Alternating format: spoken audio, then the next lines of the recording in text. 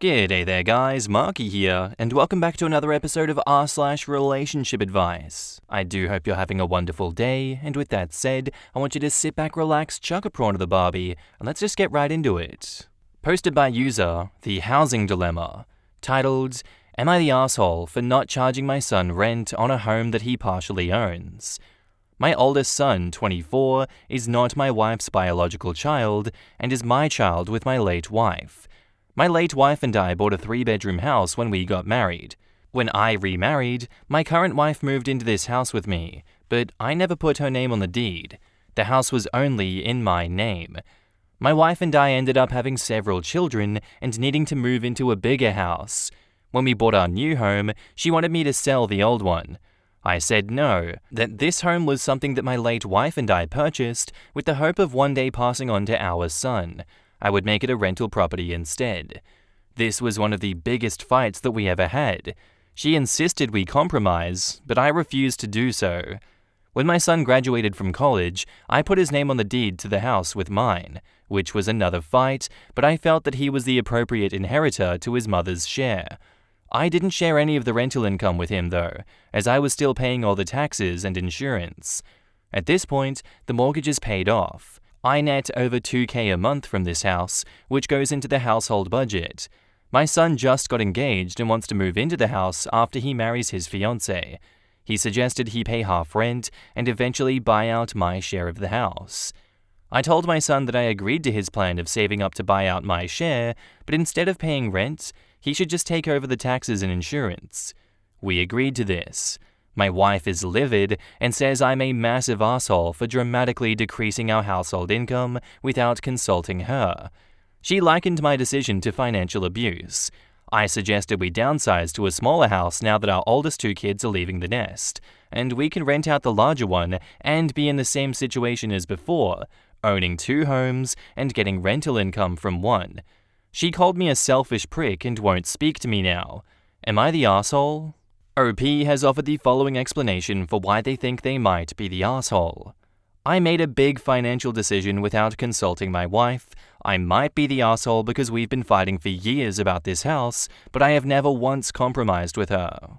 Honestly, it's your house. She has no say in this. I can't believe she wouldn't just let this one go. She has been fighting with you for years about this. You guys are in such a remarkable situation to be able to own 2 homes, and now a 3rd one? Without having to sell any of the previous homes, do you know how much of a privileged position that is? Who is this woman to be attacking you like this? What a disgusting person. Likening it to financial abuse when you guys are so financially privileged from the outside in, at least, I'm assuming here.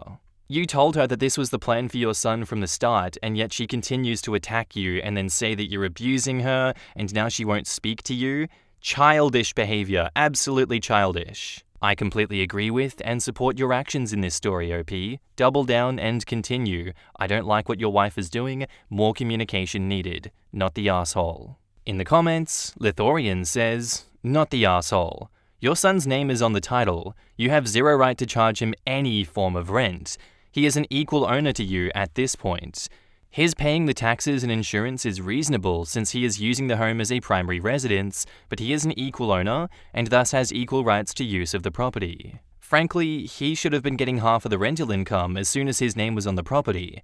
Payment for you denying him use of what was now joint property, but what's done is done. Your wife is mad because the household is losing the rental income, but honestly, tough shit. It sure as hell isn't financial abuse, and I suspect she's just angry because you dared to give a shit about your son when he's not one of her children. Edit. For the folks talking about, oh no, you can charge rent, please look into what circumstances actually entitle one owner to charge another rent, then reread the post. Nowhere does the father say that the son is taking exclusive possession of the property while he's moving in. Nowhere does the father say, and he is banning me from entry or use of the property. In fact, the father stated that he voluntarily got another home and has just been renting out the first house. Without that forced exclusivity, things like occupational rent, paid for exclusive use rights when a person with an ownership interest is involuntarily barred from it, do not apply. Generally, the situations where one owner would need to pay rent to another require a court order. they are not applicable for this exact situation. Heavy Sand replies, especially since he offered a solution that would generate rental income, downsize and rent out the house they currently live in, so it seems like she's mad that he cares about his child that isn't hers. The Dark Helmet says, I just commented this. I am an EP attorney who litigates these issues after death. The second spouse a lot of the time ends up controlling the deceased spouse's estate and can change plans after death if deceased spouse didn't do it right.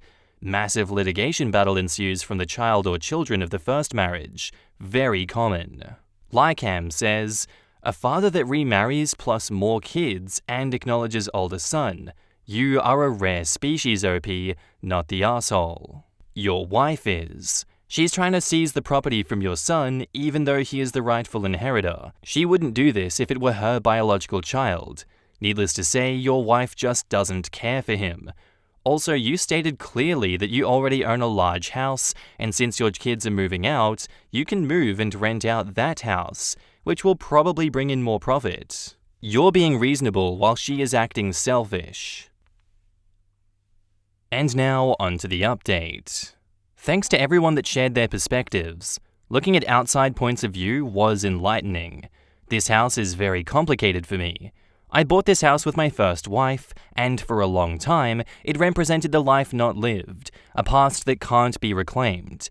Every room had memories that were a pitfall of emotion. One of the biggest fights I ever had with my current wife was about repainting the toddler's room, which I had last repainted with my late wife. Moving out of that house probably saved my marriage. We got to start over in a home that was just ours. So while yes, the home is a financial asset, it is also a source of emotional turmoil. Each time I walk inside, I'm hit with a bittersweet feeling as I remember something I did there with my late wife. Anyway, I took my son and his fiancée to dinner. I talked to them about the house and what it represents. They talked about their plans to start a family there, just like his mum and I did. That made me emotional. I said I wanted to go ahead and put the house in both their names, even though they weren't married yet. I've been thinking a lot about his mum lately, and I think this is what she would want. They aren't going to pay me anything, but they are insisting on paying all the fees associated with drawing up a new deed, which is fine. They also don't want me to contribute anything financially to the wedding anymore. I agreed with these things, although I will still get them a gift. For a long time, that house has been full of strangers, but now my late wife's pictures will be on the walls again and her family will grow inside. I think she will like that. Deep down, I always thought of that house as hers, so this makes me happy. The conversation with my wife was a little more complicated. When I told her I was giving them the house, not having them buy me out, and I was going to do it before the wedding, she was really annoyed. She said that it was a dumb decision and that I was taking a huge financial risk on someone not even related to me, my son's fiancé. She asked what I would do if they broke up. We argued for a while, but she eventually said that she was done talking about it, but that she was very disappointed in me. We've lived in our current house for 16 years. It's a massive home that we don't really need anymore, with one kid moved out and 2 kids on the verge of moving out. I think we should downsize from a 6-bedroom to a 4-bedroom, but I'm going to wait until she isn't mad anymore to suggest this again. With the way the real estate market has gone, we could rent out the individual rooms in this house for close to 3 times what our mortgage payment on it is, and live in a smaller, more manageable property. She may or may not go for this. It depends. Regardless, we are in a fine financial situation. I feel good about my decision. It isn't about the money, it's about honoring those who are gone, and I feel like I did that. In the comments, an emu on acid says, I'd be very hesitant about putting a fiancé on the deed. At least wait till it's a wife. I've spent enough time on Reddit to know a lot of things can happen between now and the wedding. I thought the same. There is no reason to add the fiancé to the deed. She'll get to live there rent-free, and if she's smart, she'll save some money and invest it for herself. With so many marriages ending in divorce, do you want to put your son in a position to lose half the house if it comes to that? Louis Avalon Mac says, not the asshole, but please, talk to your current wife. Stop cutting her out of huge decisions. She's been your partner in everything for many years. Are you going to make the same offer to your other children? Will they all get a house too? Inheriting stuff isn't just about money, it's about feelings too. Many marriages do not last. If you insist upon gifting this to your son, put it in his name only. Wife has no legal right to the house. It was purchased with the first wife. Well, that doesn't matter. This is a feelings issue. He's cutting his wife out constantly, including where they're currently living. Worried River says, as long as she didn't pay for the house or put any money into it, I'm not sure why she would be so upset about a premarital asset. She wouldn't have a claim to it. If she invested in it somehow, I could see getting upset, but it doesn't sound that way from the posts. This was my initial thought when I read the OP for the first time, so I had to read it again. That's because she's full of herself. When you marry a widow/widower, you don't get to determine how they feel about their previous relationship. The new wife is just mad this guy still has feelings for his ex. Honestly, she sounds awful, and the fact that she's mad the stepkid is getting the house he grew up in shows how selfish she is. My girlfriend is a COVID widow, and I won't lie, there are times that it's hard for the both of us, but I can't imagine being upset that she still has feelings and a love for her late husband. She feels guilty about it at times, but I don't expect her to ever stop caring about him. She can still love him while loving me and loving our life together. It is not a zero-sum thing. I think that it's difficult for some people to grasp, and the ones who struggle with it probably shouldn't be with someone who has lost a spouse. My ex could not get over their jealousy of my late wife. They compared themselves to her regularly and always found themselves lacking, which was untrue.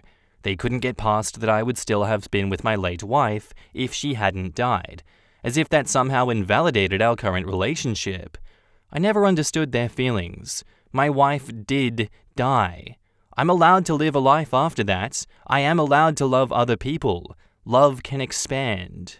And I guess my closing thoughts on this one are, I agree that it sucks that he's cutting his wife out constantly. But the fact still stands that this is a premarital asset. She has no legal right to the house. It doesn't matter what she says about it. OP's decision stands. To me, it appears as though there are ulterior motives under the surface as to why she's acting this way towards her partner. And that's something that she needs to communicate with him if it is such a problem for her. Anyway, I'd love to know what you guys think about this one. Let me know in the comments down below.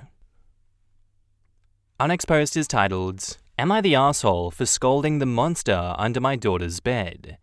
So my wife, 54 female, and I, 40 male, are the proud parents of Mary, 4 female. Like most little kids, Mary is a little bit scared of the dark and believes there might be a monster under her bed. Whenever Mary has a nightmare, she makes her way from her room to ours, quietly wakes either me or my wife up, and says the monster gave her bad dreams.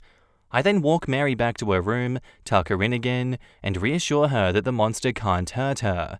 And just to prove it, I'll lean down to peek under her bed and scold the monster for scaring her. My wife thinks it's sweet and Mary feels safer. Last weekend, my in-laws were in town and staying with us in the guest room, next to Mary's.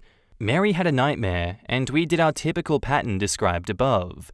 Apparently my father-in-law, 75 male, heard me scolding the monster and stopped me in the hall as I was heading back to bed.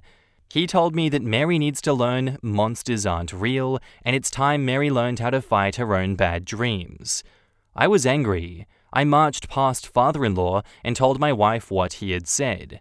The next morning, before Mary got up, I told my father-in-law that he had no right to tell me how to raise my daughter, and my wife backed me up, saying mother-in-law had done the same for her as a kid.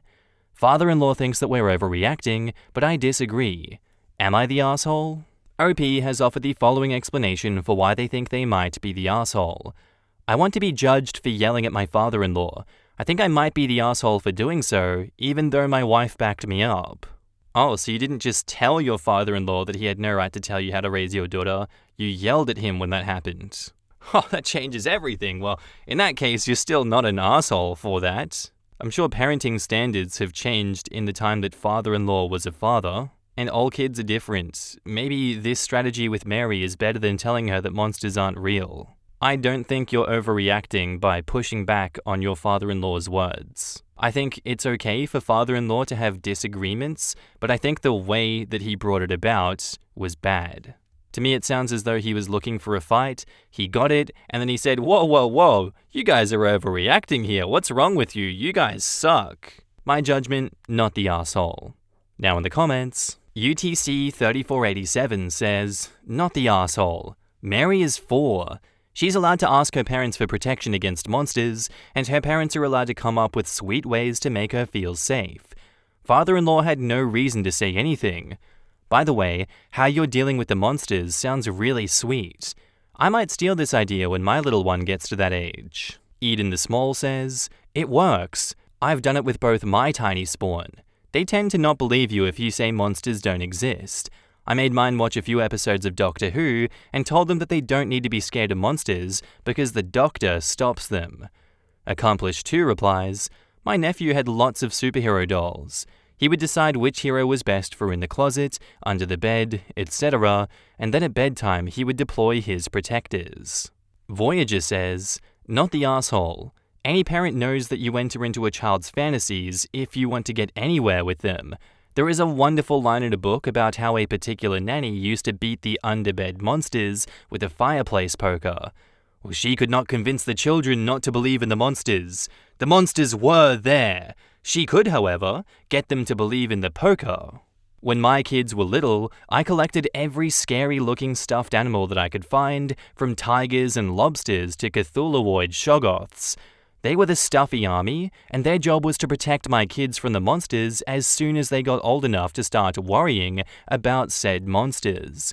We set them out about the room before bedtime so they'd be on watch. Worked a treat. No monsters ever bothered my kids at night. You're a parent, and it sounds like you're a good one. You know what's best for your kid. Don't let your father-in-law talk you out of it. Fallum says, "Not the asshole. You're being an awesome parent. Also, quote, it's time Mary learned how to fight her own bad dreams. She is 4. We're expecting 4-year-olds to be emotionally mature enough to figure out that nightmares are a natural thing? No. Coddle the kid and make her feel safe in her own damn bedroom." I'm about to be 33 and I have trouble fighting my own nightmares sometimes. Our own minds can be the scariest places of all. A child certainly cannot be expected to face that alone.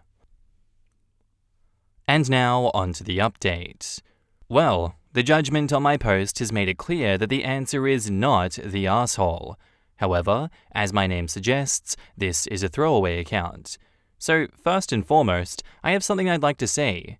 Hi everyone, I'm Mary from the story. Let me explain. My family just lost my grandfather's brother, my great-uncle, and after losing his own dad last year, my father has begun to realize how little time he might have left with our older loved ones. On their way back from my great-uncle's funeral, my parents called me just to talk. I'm at college and really busy with schoolwork this time of the year. Big papers and tests suck, so I couldn't go. After a bit, my dad asked my mum and I if we remembered when he'd scolded the monsters, and the story was brought up. He felt like, even though it's been 16 years, he should apologize to my grandpa for yelling at him back then while he still has time. Mum and I told him that that was sweet, but stupid, and I told him that I'd prove he'd been a good parent. All he had to do was tell me what to write. So I made a throwaway account and wrote what he told me, fact-checking with my mum. However, none of us knew how upset people would get about the monster that once lived under my bed and my grandpa's reaction. Y'all, I don't even know how to thank you for all the kind words you gave. My dad and I have read every single comment, and he feels a lot more confident in having made the decisions he did. Thank you so much. I'd also like to thank everyone who recommended a book called Hogfather by Terry Pratchett. My dad and I are each planning to pick up a copy. And to everyone who mentioned it, yes, Monster Spray works wonders. I use it for the kids that I babysit. They love it. To those of you who suggested my dad made my fear of monsters worse, wrong. Believe me when I say he tried the "it's okay, monsters aren't real, bad dreams happen" approach. That failed miserably. I was actually the one who made him start scolding the monsters, and after a few times, it just became a part of the pattern. I have very fond memories of my dad in shining, slipper-footed armor. And to the gross creeps who only focused on my parents' age gap, please shut up and kindly F off. You people are disgusting. They have been together for 32 years this July, married for 26 this September. They are just in love as always and perfectly happy. End of discussion. Thanks again, Reddit. In the comments, PenguinZombie321 says, "Man, what a crummy adult. The kid was 4. Of course she's not going to think logically when she's scared in the middle of the night. I had an active imagination as a kid, and even at 8 or 9, I'd managed to scare myself silly at bedtime thinking of monsters that I knew didn't exist. Let me reiterate that she was 4 and not ready to face her nightmares by herself. Forcing her to do just that like her grandfather wanted would have only taught her that she can't go to the adults that she trusts when she's scared. This dad did right by his kid, and it shows in how she's now doing right by the kids that she babysits. Man, when I was 4 to 5, I had the most intense nightmares. Loved ones' faces disappearing, the dead chasing me through the grocery store, looking down at my hand to see flesh falling off the bones. You don't have the emotional regulation skills or the logic necessary to soothe yourself at that age. Good on Dad for scolding the monsters." Sarah O. Sparrow says, "Oh my god, when I was younger we had Monster Be Gone spray, and if we were scared, my dad would come in and spray it for us. The spray was his cologne that he hardly used, but that we liked the smell of. I think it's adorable that other households did this. My sister had more stuffed animals than her bed could allow, so my dad built a shelf around the ceiling of her room and had them all on the shelf so they could look out for her and keep an eye out for the monsters. The Senate was surprisingly effective." Problematic Tactic says, "I usually hate when people write in pretending to be someone else from the story, but this one was really heartwarming. It's kind of like an extra updated post too, because we're getting the expected of the 4-year-old now, so many years later. The real asshole here is those damn monsters under the bed though. What jerks." I usually find it fine if they're in agreement, but when you have someone writing from the villain's point of view, it can get really tedious. Yeah, I can definitely get on board with that. When people do those posts, it's annoying because you never know the person's true intentions in situations like that. And they also just double down to be like, see, I was right by attacking them in public like that. They did deserve it because they're evil. Much like the monsters under those bed. Goddamn Monster Be Gone spray. Tss, tss, tss. Anyway, I'd love to know what you guys thought about this story. Did you guys have Monster Be Gone spray or a Senate looking over your beds as a kid? Let me know in the comments down below. Our next post is by user AggravatingBat2896 titled, "Am I the arsehole for taking the vegetable off my kids' burgers? I, 39 female, have 3 kids, 6 female, 9 male, and 12 female. My husband, 40 male, and I decided a few days ago to take the kids to our local restaurant as a treat because we don't do that often. My husband is a bit of a health nut and is very restrictive of the foods my kids eat, which is the main source of our arguments. On Thursday, we went to the restaurant and the kids were super excited. The server was asking what the kids wanted when my 12-year-old, we'll call her Emily, said, "Cheeseburger with bacon." My husband butted in and said, "With lettuce and tomato?" Emily's face immediately fell. My husband didn't even notice, and Emily looked super bummed. After the server took our orders, my husband turned to Emily and asked her what's wrong. She said that she didn't want lettuce and tomato on her burger because she doesn't like them. He sighed and said that they've been through this a million times, and having vegetables with every meal was super important. Emily looked like she was about to cry. She is neurodivergent and a lot of food tastes and textures really bother her, tomatoes being a large one. My husband doesn't seem to care, which really bothers me. When the food came, Emily didn't even touch the burger. So when my husband went to the bathroom, I took the lettuce and tomato off the burger, put them on mine, and winked at Emily. She grinned and gladly ate her burger. My husband didn't say anything about it until that night. He told me that just taking the vegetables off was a violation of his trust because he was just looking out for our daughter. I told him that it was just one meal, and not having vegetables once wasn't a big deal. He said that those vegetables were very important. I left the room and have been talking to him as little as possible. So Reddit, am I the arsehole for taking the vegetables off my daughter's burger? I think I might be the arsehole because it's just lettuce and tomato, and my kids having vegetables is really important to my husband. but I feel like he was being super controlling, and I never want to see my child upset. I'm on your side for this one, as the child is neurodivergent, and forcing a neurodivergent child to eat something that they can't and won't eat won't solve the problem. Also, you don't have to have vegetables with every meal. Jesus Christ, what's wrong with this guy? What an unhealthy way to frame a relationship with food for your kids. One that already struggles with food because of the neurodivergence. Like, at least if you're going to have her eat vegetables with every meal, have it be a vegetable that she can actually eat and wants to eat. It seems as though this my way or the highway approach is super damaging for the child, and he's an asshole for sticking to it so thoroughly. In the comments, APXLCM says, "Oh my god, not the asshole. Your husband is setting your kids up to have a horrible relationship with food. They are kids. They eat when they want and should have a say in what goes into their body. This unhealthy relationship with food is so important, beyond what some parents may know. Associating upset and even shame with food is putting this poor child on an incredibly dangerous road. It's not just about the husband being super controlling, which he is. Like, dude, yikes. There's a lot to unpack there. It's about how this will seriously mess up their child more than they know.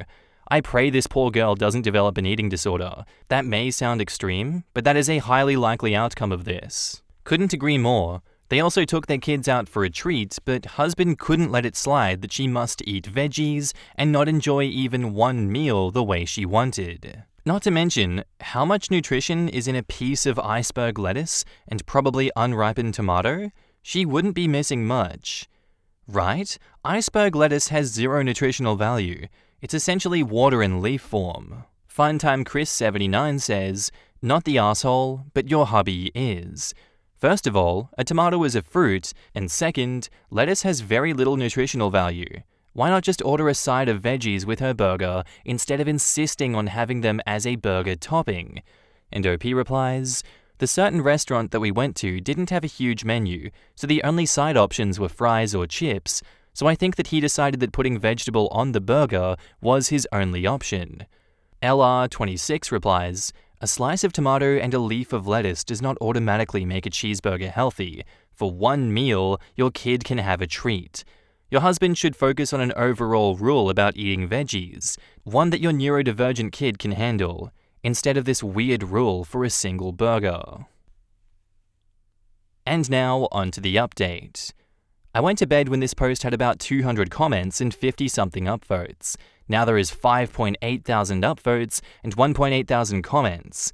I've been reading through a ton of them, and my heart is breaking for everyone who is sharing their stories with eating disorders and their relationship with food. I have decided to discuss this with my older two about getting into therapy.